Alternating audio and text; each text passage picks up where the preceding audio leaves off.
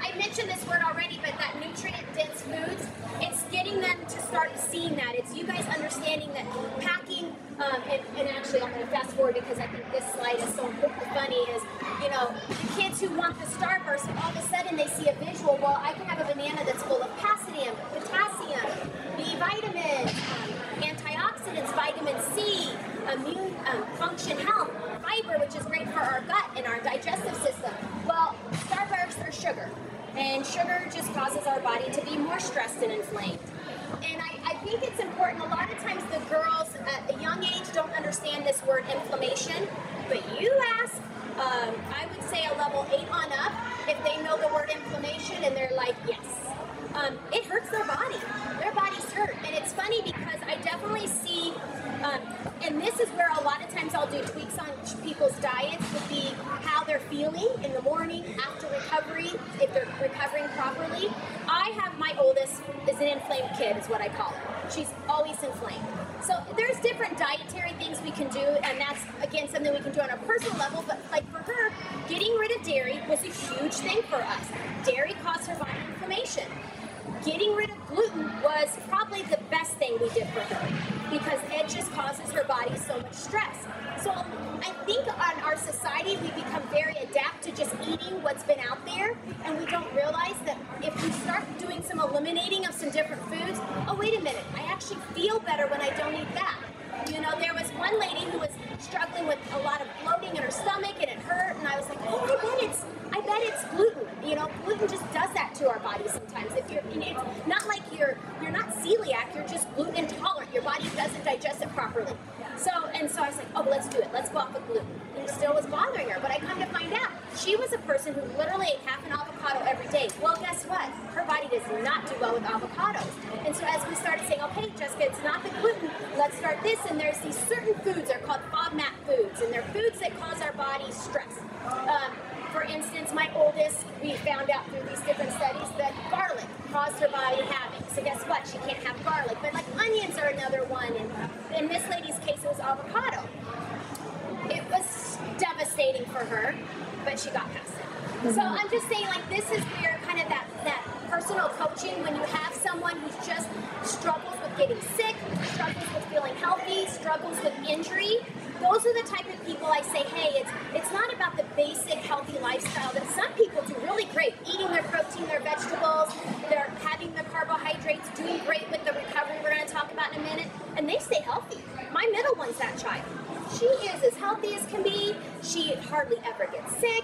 I mean, she's just, her body does well, but just keep following that great healthy lifestyle. My oldest, we have to really iron things out, so. But we've all seen this analogy before. You know, what we put in our engine helps our engine run. You know, with the kids, it's good for them to see. I think they get the point of putting gas in, helps my engine run. Carbohydrates are my energy. Protein's going to heal my muscles and make me stronger. Like, those are key words that a lot of people understand. Again, what I think we really forget about are our micronutrients and how much of a role they play in recovery, in keeping our body healthy, and allowing our immune system to work properly.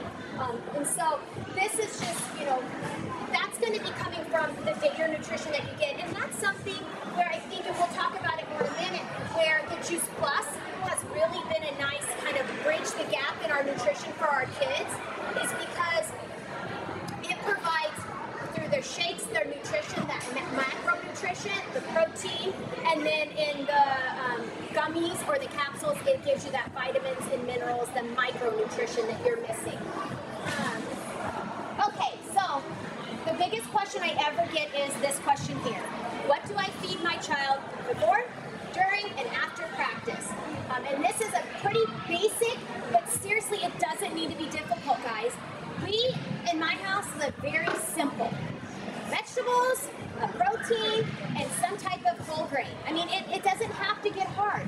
You don't have to have this fresh, new recipe every night with all these different, keep it simple. It's always nice if you try something new like that every once in a while,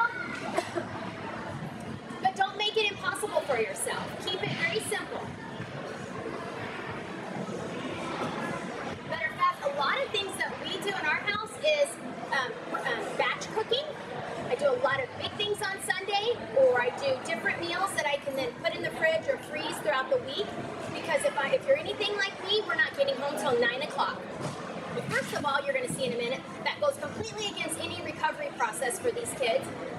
And it's not healthy to eat that late at night, you know, like, and then guess what? When we're going home at 9 o'clock, we're not really eating anything healthy, are we?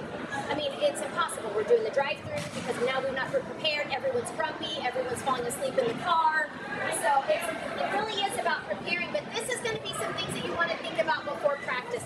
Protein and carbohydrates are my big thing. The biggest thing I always tell people is don't think of carbohydrates just as your breads, your crackers, rice cakes. I mean, don't think of them just like that. Your carbohydrates also come from your fruit and your vegetables. So, one of my favorite snacks before a workout, one of my favorite snacks to give my girls would be some type of nut butter, peanut butter, almond butter, sunflower butter if you have a nut allergy, with a piece of fruit, banana, apples. And the reason I say that is because now you're also giving them that burst of energy, but you're also providing their body with the micronutrients, the fruits and let's see here. The shake that I mentioned before that Juice Plus offers, it's that protein shake. It is a plant-based shake, so there is no whey in it, which again is something that is important to me for my oldest who, with any type of dairy product does, I feel like causes her body to be inflamed. And that's an awesome option before and after practice. It doesn't really matter either way. If you are a schedule, and this is where it comes to maybe talk to me afterwards, if you're kind of confused where it best fits for you. If you're picking up right after school and coming straight to gym, that's a tough piece because most of the time they're starving, but guess what? They don't want to eat very much because they know they're coming in here and flipping. I mean, my middle one gets sick anytime she eats much before practice. It never fails. So now you're struggling with, you know they're hungry and they absolutely need to eat something before practice. Sometimes the shake has been what some of these kids have, it's been perfect for them. They're able to drink the shake. You can add some things to it. I actually suggest you do because I do think it needs to boost up the calories for our athletes. My oldest does the peanut butter. She does the Greek yogurt and maybe a small banana. My other one likes the acai packets in it. Then my youngest one likes the chocolate one. So, I mean, and I have samples here today if you guys want to try some after. But that's great because then they can just drink it. It doesn't sit heavy in their stomach, but it's also providing their body with a lot of nutrients and energy for their actual practice. Because here's the problem, or did everyone write down what they wanted here on this? Okay. Here's the problem with not providing their body with nutrition before practice. They start to get tired. They, make sure I don't miss anyone. Injury. The biggest thing when I always say getting tired, losing focus. I mean, you're now being injured. There wasn't a lot of time for me to put in much about hydration, so this is kind of where I'm going to mention that is hydration is a big key. Dehydration, 20% dehydration, and that's actually us just saying, gosh, I'm really feeling thirsty. I mean, that's a sign of dehydration. Our body knows to start warning us, sensory's telling us, I'm thirsty because it's feeling dehydrated. When our kids get to that point, there is about a 20% loss of focus, loss of concentration. That doesn't make me feel good if they're on a beam. You know, that doesn't make me feel good if they're flipping a new pass off the vault. That actually scares me. So this is definitely a piece I don't think the kids do well with. Some kids do. Making sure they drink a lot of water. That's my quick plug on water. Make sure they're drinking a lot of water. Before practice, they have no business having sodas, these Starbucks that I see kids walk in with. It just makes me cringe. It's doing absolutely nothing for their body before practice.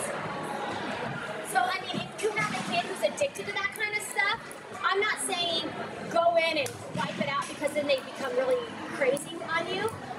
There's got to start being like goals. There's got to start being ways to start replacing things though. And you can, we can talk about that if you do have one of those kids where they're like, if you're saying Jessica, they are not going to eat a vegetable. Well, there are definitely little techniques that I've been working with some of those kids. I mean, there are kids that I have seen that are literally bagel for breakfast, mac and cheese for lunch, and butter noodles for dinner. So it's not easy, and it takes time, but they can be changed.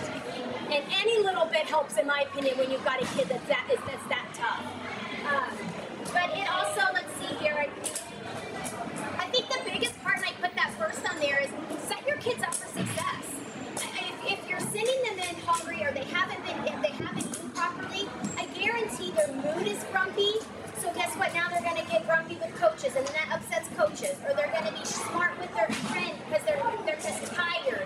So set them up for success.